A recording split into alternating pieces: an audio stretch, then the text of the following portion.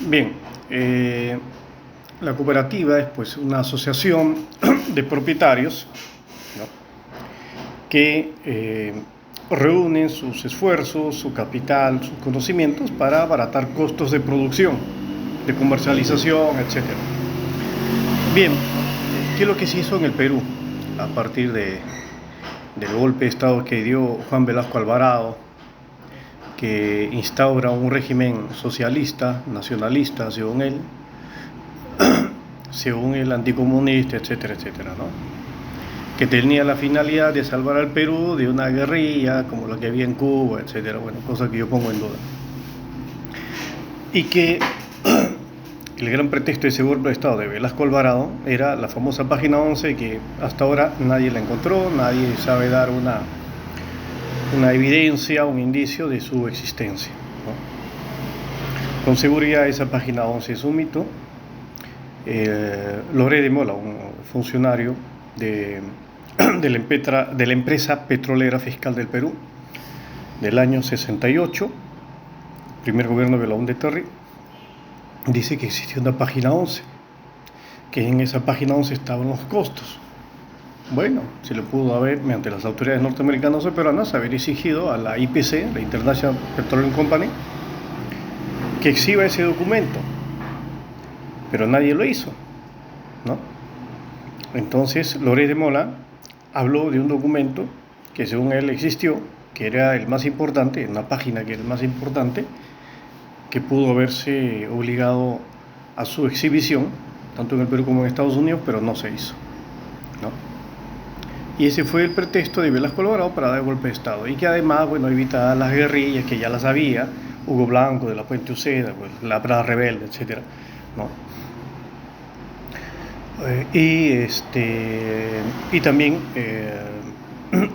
dar algo de justicia a esta situación latifundista que causaba mucho oprobio a miles, no lo vamos a negar, miles, tal vez millones de campesinos en el Perú, lo cual se hubiera arreglado no con una nueva constitución o con una revolución tipo Velasco Alvarado, sino con mejorar y reforzar las leyes procesal penales y sobre todo penales, ¿no?, con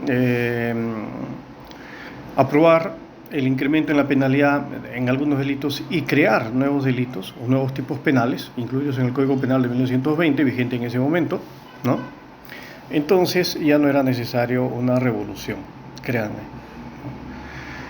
Pero bueno, estábamos hablando al principio de las cooperativas. Las cooperativas son una asociación de propietarios. Cuando Velasco Alvarado da este decreto ley del año 69, 70, algo así, 17.716, a partir del artículo 76 y siguientes de este decreto ley, se constata que, en primer lugar, las cooperativas agrarias, ¿no?, sociedades de interés social, etcétera, agrarias, también sociedades agrarias, no iban a ser autónomas, lo cual es un elemento esencial de una cooperativa, que existen actualmente y siempre han existido, ¿no? Existen en Estados Unidos, en México.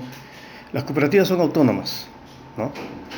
La cooperativa creada por Velasco Alvarado no era autónoma porque dependía de los funcionarios del Ministerio de Agricultura, Pesquería y otros más, ¿ya?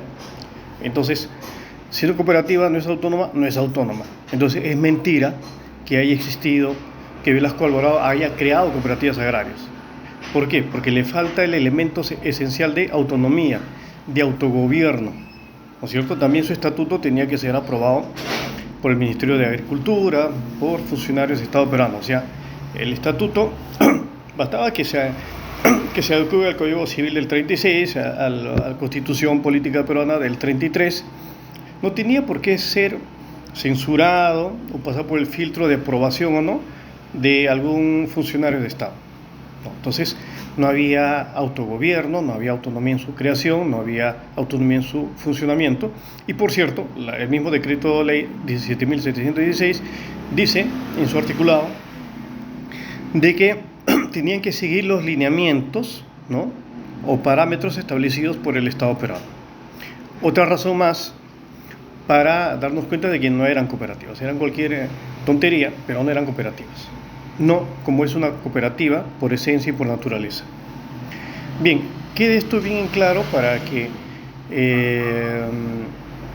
no sigan con este sonsonete de que Velasco Alvarado dio tierras a los campesinos, bueno, las dio supuestamente en propiedad, pero si la propiedad es para la persona jurídica, es decir, la propiedad agraria es para la cooperativa.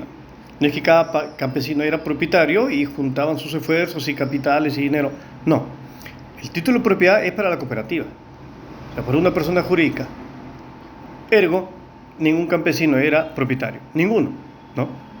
Había una excepción en que podría darse a una persona natural, es decir, una persona, algún título de propiedad, pero era la cantidad mínima, era una proporción mínima que muy rara vez se daba. O sea, lo normal, mediante este decreto ley, era que la propiedad se le dé a la persona jurídica, es decir, a la cooperativa, no a los campesinos. O sea, no era la reunión de propietarios, no era una cooperativa, no. Era un sistema colectivista de producción agraria parametrada y condicionada y fiscalizada, ¿no? Y supervigilada por el Estado peruano. Era cualquier cosa menos cooperativa. A los campesinos bajo ese modelo, bajo ese diseño, jamás se le dio título de propiedad. A los campesinos bajo ese diseño jamás fueron propietarios de nada, jamás se les entregó, jurídicamente hablando, fácticamente hablando, jamás se le entregó tierras a los campesinos, jamás fueron propietarios de nada. Quede eso bien en claro y no sigan con el sonsonete que Velasco Alvarado les entregó tierras. No, no les entregó tierras, entregó tierras a las cooperativas, que estaban dirigidas y fiscalizadas finalmente por funcionarios de Estado. Así es sencillo, los campesinos no recibieron nada.